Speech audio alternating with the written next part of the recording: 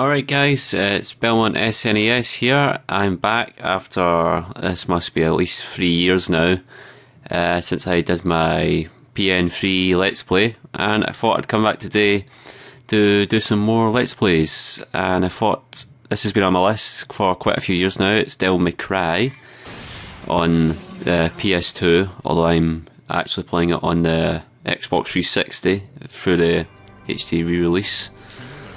And, you know, I stopped Let's Playing.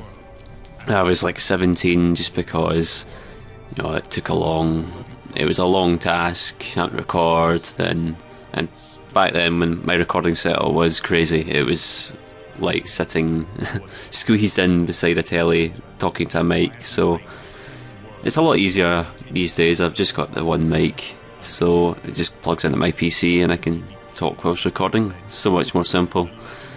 And you know, I've wanted to come back to do Let's Plays for ages now, and I've kind of wanted to share some of my thoughts on my favourite games, and Devil May Cry being one of them. And this is just a fucking fantastic game. My brother got it when it first came out in 2001, and back then it was just about the same time as when I played Resident Evil for the first time, so you know, I just instantly began to like this game. It was just so cool, and the HD re-release actually looks really good as well. I think it came out 2 years ago now actually, and it comes with 1, 2 and 3. And I've only touched the first 2. I've not finished 2. I didn't really like 2, and I've never actually played that much of 3. Anyway, if you prefer me to shut up during cutscenes, please let me know. I'm actually not too sure what to do. I find talking over cutscenes stops some awkward silences sometimes. Kill each one that comes, eventually I should hit the jackpot sooner or later.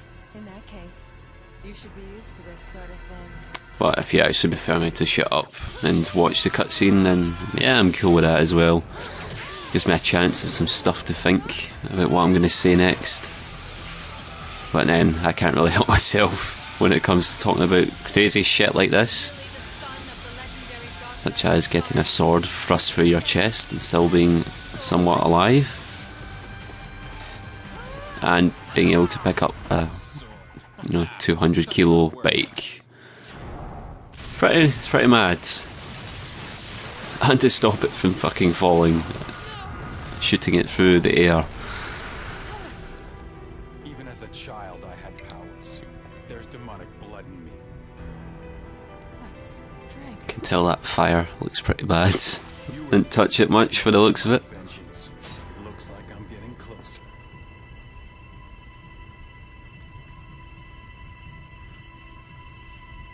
It seems that way, but I'm not your enemy. My name is Trish. I'm not your enemy, but I just tried to fuck you up. To put an end to the underworld. What?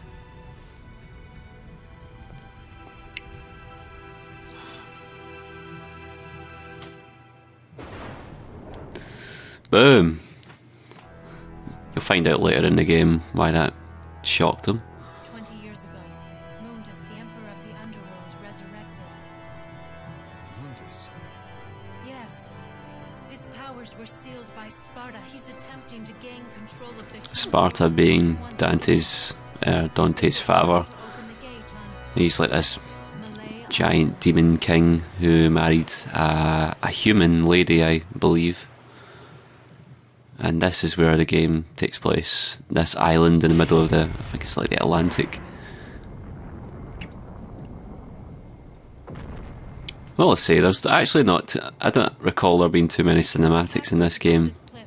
So, Come on, let's go. if I'm honest with you, apart from the ending, I don't think there's any long ones. So, I think a lot of this Let's Play will be just me talking absolute bollocks.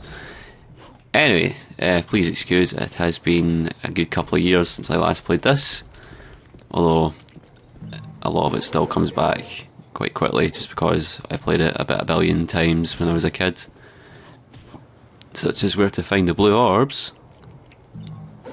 If you get the blue orbs, they will increase your health over time. I think if you get 4 or 6 of them at a time, it will turn into a blue orb. Or if you can actually find blue orbs as well, just without, if you know what I mean, like as they are, not in fragments, it'll just increase your life. I'm pretty sure you can buy them as well. Anyway, it's the curse of the bloody puppets. Break the evil spell and open the cursed door. Sounds a bit like my door. Okay, so this is the castle. And I'm wondering if you can actually hear that. The soundtrack in this game is really good. I still go back and listen to it quite a lot these days. And, you know, the graphics look awesome, like the remaster. The graphics looked really good back in the day as well, but they've done such a good job of remastering it as well. I can always remember this being a total pain getting up here. If you just bear with me for a couple of seconds. There was a blue orb up there, and if you're playing this game, I would highly encourage trying to find the blue orbs, because it will really help when it comes to boss fights, with the exception of holy water. Holy water being this really overpowered item that pretty much just kills everything within a certain radius. Well, maybe not bosses, but most enemies. So you get the swords, which you get plenty throughout the game, and you also have these pistols as well.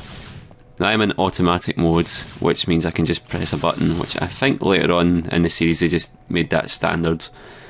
But if you were in an automatic mode, it would be like Resident Evil, you'd ready your weapon then fire, which I found to be quite weird for this game, because it plays a lot different to Resident Evil, and it's fair enough. The setting can kind of remind you of a Resident Evil game, but it's just it plays completely different. So I thought that was a bit weird. But if you want to bash me, yeah, I'm used to it, so I don't really care. I'm not going to play through a hard mode and, shout at the screen. Well, if you're interested in seeing shit like that, then please leave a comment. I was actually reading, there was a game, if any of you ever heard of Dark Souls or Demon Souls, I'm sure most of you have if you're watching this. There's actually, someone made a fitness game, and I read this on a forum, where every time you die in Dark Souls you need to do push-ups to fail. Now, if you're not a fitness kind of person, to fail basically means to when you can't do any more. So if you can do 30 push-ups, you could probably do about 32 to fail. So every time you die, you do push-ups or sit-ups or whatever it is you want to do. Sounds a bit fucking mad, but it is actually really fun.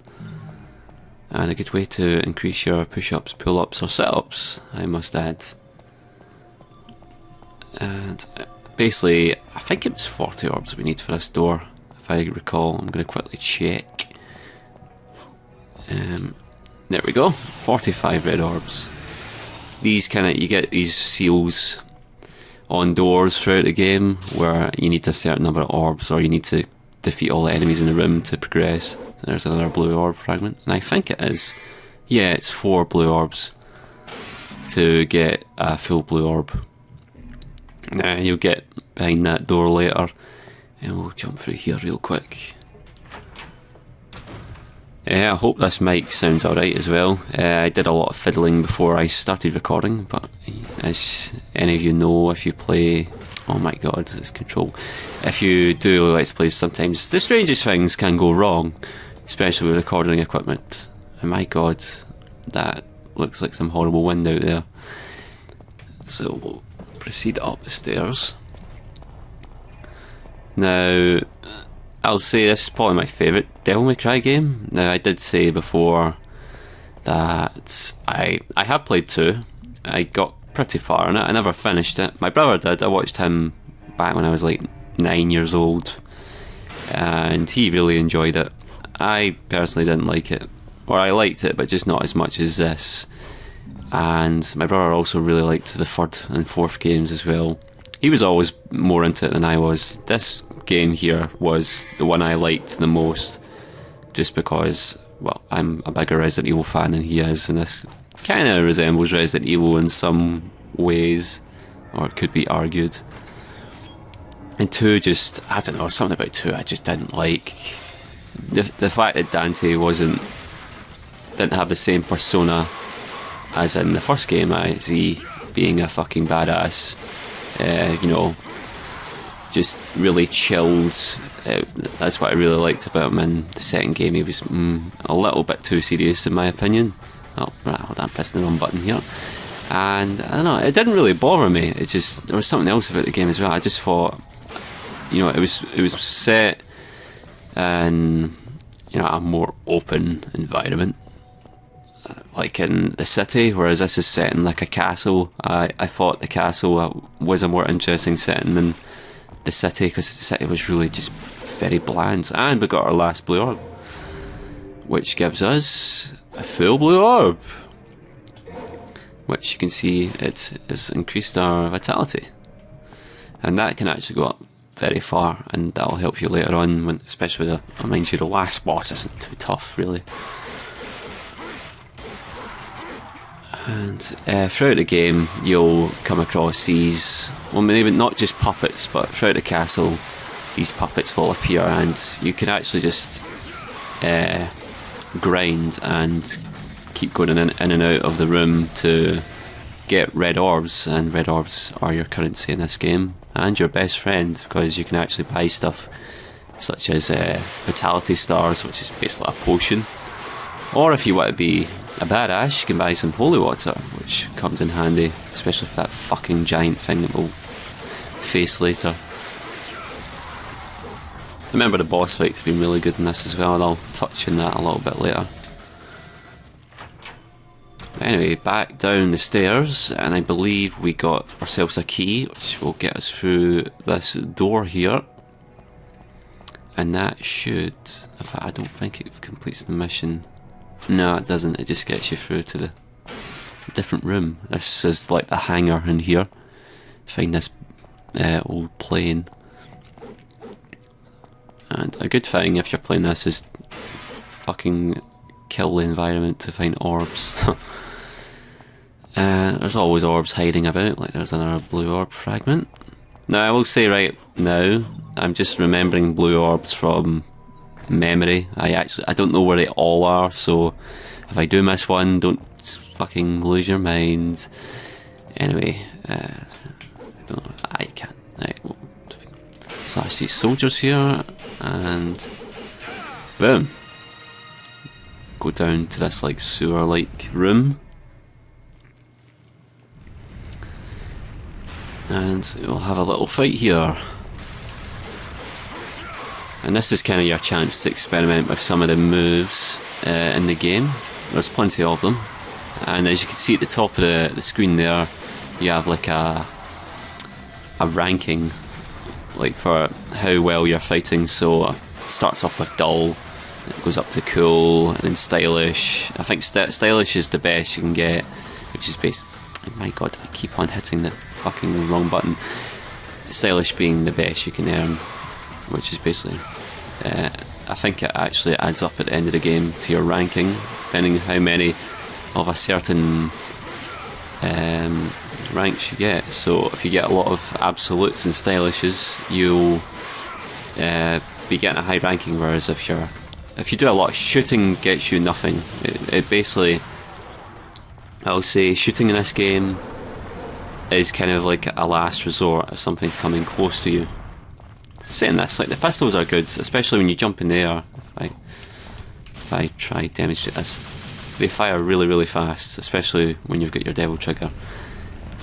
But later on you can get like the shotgun, and that just really helps for if something comes too close, you can quickly shove it back. But right now, it does absolutely nothing. So you're best just sticking to your primary weapon. We'll fight a couple of these puppets here, and you've got to be really fast, because these things can just throw these blades at you from out of nowhere. You kind of get a little warning from when they're about to throw them. Sometimes when you're too engrossed in the combat, you forget to. sometimes it's fun just to shoot the puppets as well. And that breaks the curse of the door, which was the aim of the mission. So if we walk through here, it should end the mission. I hit the wrong button. There we go. And we got an achievement. There we go. Untouchable. I'm pretty sure I should. Oh, that means I didn't get hit. Well, I'm surprised I never got that before. And you get ranked at the end of each mission as well. And that'll give you extra points. And I usually just like to save, just to be safe. And I'm going to go ahead and save over. Go into file 2 here. And I think that will do it for the first video of this Let's Play, guys. So we will see you in the next mission. Thanks for watching.